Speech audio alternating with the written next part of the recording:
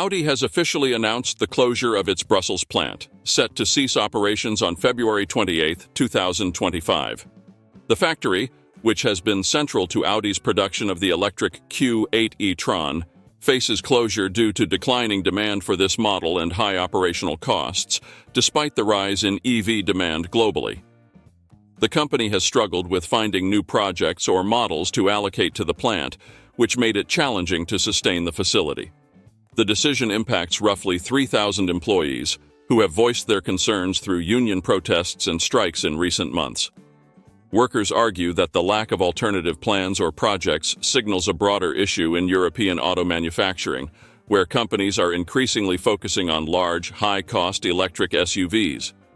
Some potential investors had shown interest, but no concrete offers materialized that would keep the Brussels plant operational. Audi's decision comes amid Volkswagen Group's, Audi's parent company, wider cost-cutting and restructuring initiatives, including planned closures of plants in Germany. The company is moving toward consolidating production and reducing overhead in response to market pressures from new electric vehicle players, particularly from Asia.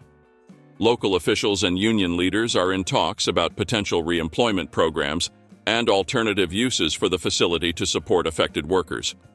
Audi and Volkswagen remain in discussions with regional policymakers to explore future employment solutions for these workers, but a final solution has yet to be defined.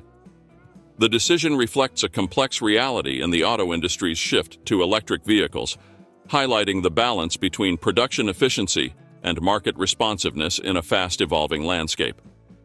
The Brussels factory's closure underscores the growing pains traditional automakers face as they adapt to the demands of sustainable manufacturing and new market dynamics.